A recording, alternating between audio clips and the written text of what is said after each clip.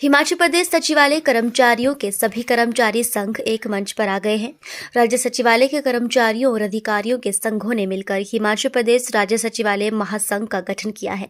हिमाचल प्रदेश राज्य सचिवालय में मौजूदा समय में 5 कर्मचारी संघ हैं। इनमें हिमाचल प्रदेश सचिवालय अधिकारी संघ, प्रदेश राज्य सचिवालय PSPA संघ, हिमाचल प्रदेश सचिवालय सेवाएं कर्मचारी संघ, हिमाचल प्रदेश सचिवालय चालक संघ, हिमाचल प्रदेश सचिवालय चतुर्थ श्रेणी कर्मचारी संघ शामिल हैं। सचिवालय के इन 5 संगठनों ने हिमाचल प्रदेश सचिवालय महासंघ नाम का संयुक्त महासंघ बनाया है। राज्य सचिवालय में आज 5 संघों की एक बैठक हुई, जिसमें नया महासंघ बनाने को लेकर चर्चा हुई और इसका गठन भी कर दिया गया। नया संगठन हिमाचल प्रदेश सचिवालय महासंघ सचिवालय कर्मचारियों के सभी संगठनों का प्रतिनिधित्व करेगा और कर्मचारियों की मांगों को सरकार के समक्ष रखेगा। अभी तक राज्य सचिवालय में 5 संगठन अलग अलग कार्य कर रहे थे। ये संगठन अपनी मांगों को अलग अलग सरकार के समक्ष रख रहे थे, लेकिन माना जा रहा है कि ये संघ अलग अलग कर्मचारियों के मुद्दे प्रभावी तरीके से नहीं रख पा रहे थे। यही वजह है कि अब सभी ने एक मंच पर आकर सरकार के सामने अपनी मांगों को रखने का फैसला लिया है। हिमाचल प्रदेश सचिवालय महासंघ में आज हमने एक चुनाव किया और 5 एसोसिएशन की एक कन्फेडरेशन बनाई गई। अभी तक जो सचिवालय की जो एसोसिएशन थी, एक हाथ की तरह थी, यानी कि 5 उंगलियां थी। पहली उंगली ऑफिसर एसोसिएशन, दूसरी उंगली PA प्राइवेट एसोसिएशन, जो सबसे बड़ी उंगली होती है वो हिमाचल प्रदेश सचिवालय सेवा कर्मचारी संगठन, चौथी उंगली क्या कहते हैं ड्राइवर एसोसिएशन, और 5वीं उंगली क्लास 4 एसोसिएशन। आज ये हाथ 5 उंगलियां बंद होके मुक्का बन गया है, क्योंकि एक एक उंगली से अगर हम कोई काम कराते, सिंपल सी बात है, एक उंगली के साथ छोटी सी लाठी को भी तोड़ेंगे वो भी नहीं टूट सकती है।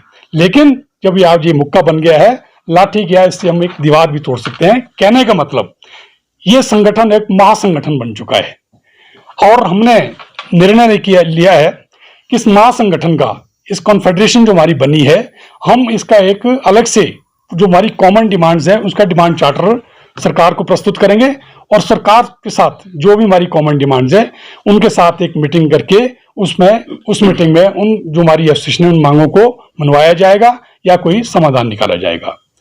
तो आज ये एक ऐतिहासिक दिन है सचिवालय के लिए। जैसा कि मैं आप लोगों को ये भी बता देना चाहता हूं कि आज पूरे प्रदेश में कोई भी ऐसा संगठन नहीं है जो सरकार के साथ वार्ता कर सके।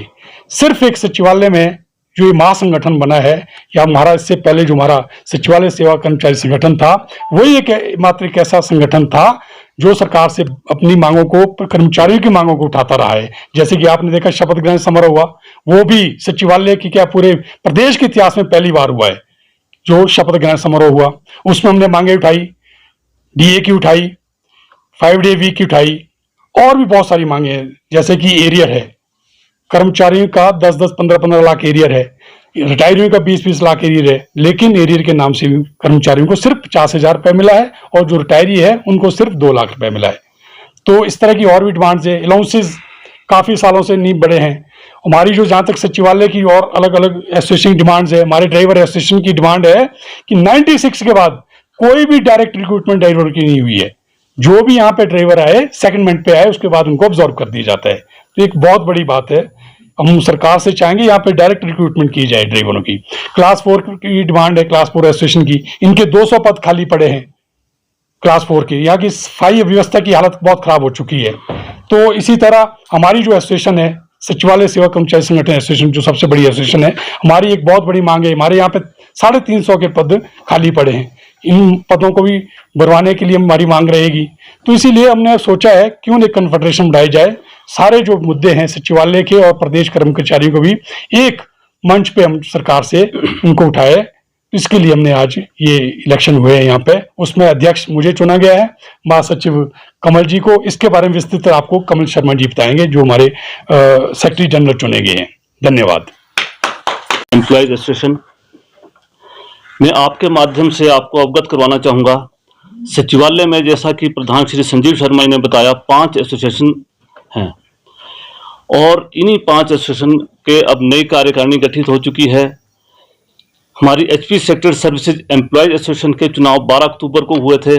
उसके बाद नई कार्यकारिणी का गठन हुआ उसी कड़ी को आगे बढ़ाते हुए कन्फेडरेशन की आज बैठक हुई। आज एक तरह से कन्फेडरेशन का जनरल हाउस था और उसमें कन्फेडरेशन का गठन किया गया, नए कन्फेडरेशन का गठन किया गया।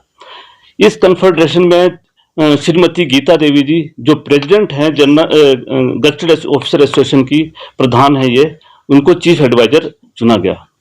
और इस कन्फेडरेशन के जो चेयरमैन हैं वो संजीव शर्मा जी को चुना गया है।